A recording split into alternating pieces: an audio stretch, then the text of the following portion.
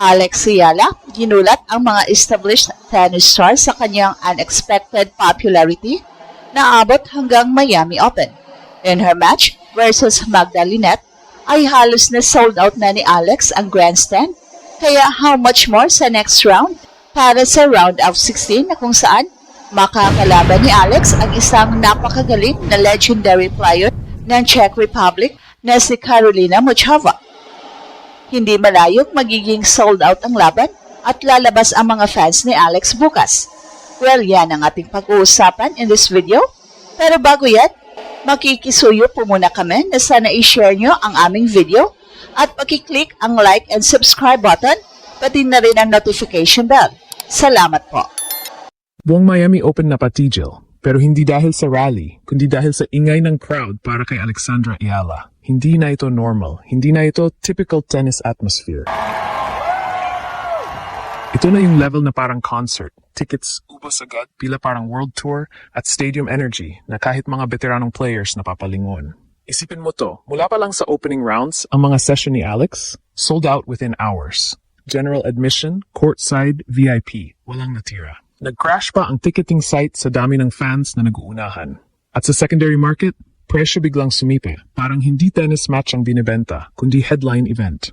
At dito na pumasok ang realization ng organizers. Hindi na pwedeng ilagay lang si Alex kahit saan. Kaya mismo ang tournament nag-adjust. Si James Blake bilang tournament director, malinaw ang naging move. Ilagay si Alex sa main stage. Hindi dahil rising star siya, kundi dahil siya na ang humihila ng crowd. Lesson learned mula last year, hindi na pwedeng i-underestimate ang Ayala effect. Kapag siya ang naglalaro, dumadami ang tao, lumalakas ang ingay, at nagiging event ang match. At ang mas nakakagulat, hindi lang Pinoy fans ang bumubuhat. Nandiyan ang mga bandila, ang diaspora na sumusuporta kahit anong oras. Pero ang mas malaking kwento, international crowd. Mga fans na dati walang pakialam sa tennis, ngayon nakapila para makita siya. Mga casual viewers, biglang invested. At sa loob ng stadium, ramdam mo ang difference. Mas maingay, mas buhay, mas intense. Parang may bagong energy na pumasok sa sport. Kaya hindi na napagtataka na pati mga players mismo napapansin ito. Sa loob ng locker room, sa sidelines, sa interviews, isa ang vibe. Ibang klase to. Hindi normal sa tennis ang ganitong klaseng crowd reaction. Hindi normal na may ganitong level ng hype sa early rounds. Pero nangyayari. At si Alex ang nasa gitna. May mga nagsasabi pa nga na ito na ang jackpot moment ng WTA. Isang player na hindi lang nananalo, kundi nagdadala ng bagong audience sa sport. At dito nagiging mas mabigat ang narrative. Hindi lang siya nananalo laban kina Laura Siegemund at Magda Linette.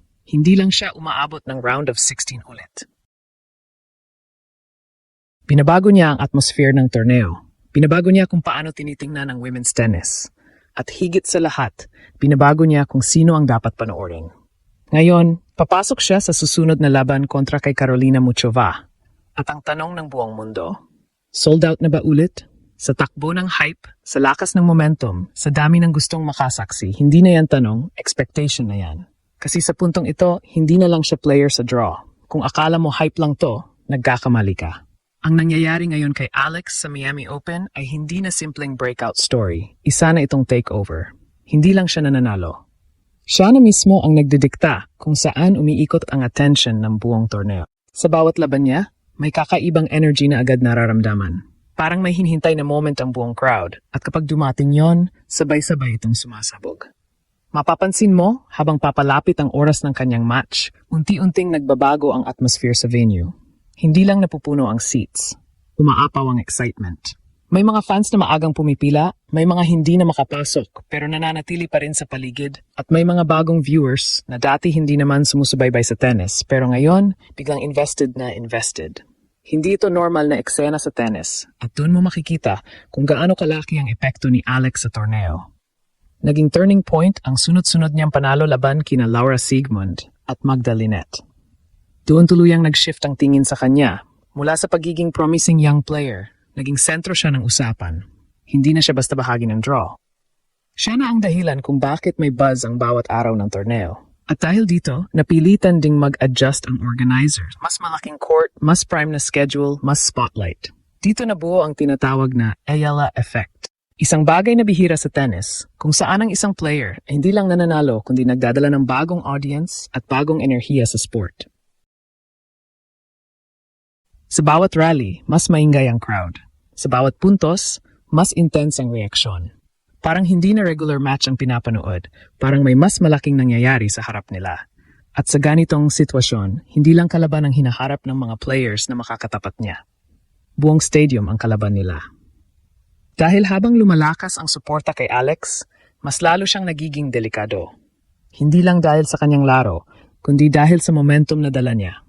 Papasok siya sa round of 16 na hindi lang mainit ang performance, kundi kontrolado niya mismo ang atmosphere ng laban. At sa tennis, minsan yan ang pinaka-advantage na hindi kayang sukatin ng stats. Ngayon, mas lalong tumitindi ang laban. Sa round of 16 ng Miami Open, makakaharap ni Alex ang isang player na ibang klase rin ng kalidad, si Karolina Muchova. Kung si Alex ang simbolo ng momentum at rising dominance, si Muchova naman ang larawan ng experience, control, at mataas na tennis IQ. Hindi basta-basta si Muchova. Kilala siya sa kanyang kakayahang baguhin ang takbo ng laro anumang oras. Kaya niyang pabagalin o pabilisin ang tempo depende sa sitwasyon. May finesse siya sa net, may creativity sa shot selection, at higit sa lahat, may composure sa mga crucial moments. Hindi siya madaling maapektuhan ng ingay ng crowd o ng pressure ng malaking laban. At yan ang isa sa pinakamalaking armas niya laban kay Alex. Pero ang tanong, sapat ba yon laban sa momentum na dala ni Alex? Sa mga nakaraang laban niya sa torneo, malinaw ang improvement sa kanyang laro. Mas buo ang kanyang kumpiyansa, mas matapang ang kanyang shot-making, at mas malinaw ang kanyang decision-making sa gitna ng rally. Hindi na siya nagdadalawang isip sa big moments. At yun ang pinakadelikado para sa kahit sinong kalaban. Magiging susi sa laban na ito ang control sa ritmo. Kapag nakuha ni Alex ang kanyang natural na pace, aggressive baseline, mabilis na exchanges, at high-pressure rallies, posibleng mahirapan si Muchova na ipasok ang kanyang diskarte. Pero kung magawa ni Muchova na sirain ang rhythm ni Alex gamit ang kanyang variety, mga slice, drop shots, at unexpected angles, posibleng mabago ang daloy ng laban. At syempre, nandiyan ang pinakamalaking X-factor, ang crowd. Kung magiging kasing lakas ng mga nakaraang laban ang suporta kay Alex, malaking tulong ito sa kanyang momentum. Sa bawat puntos, may kasamang emosyon. Sa bawat rally, may dagdag na pressure sa kalaban. Kahit gaano ka ka-experienced, ibang klaseng hamon ang maglaro sa ganitong klaseng environment. Kaya sa laban na ito, hindi lang talento ang maglalaban. Ito ay sagupaan ng dalawang magkaibang puwersa. Ang momentum ng isang rising superstar laban sa composure ng isang seasoned contender. At sa gitna ng tensyon na yan, makikita kung hanggang saan kayang dalhin ng Ayala effect, ang isang player na ngayon ay hindi na basta underdog, kundi isa ng tunay na banta sa buong torneo.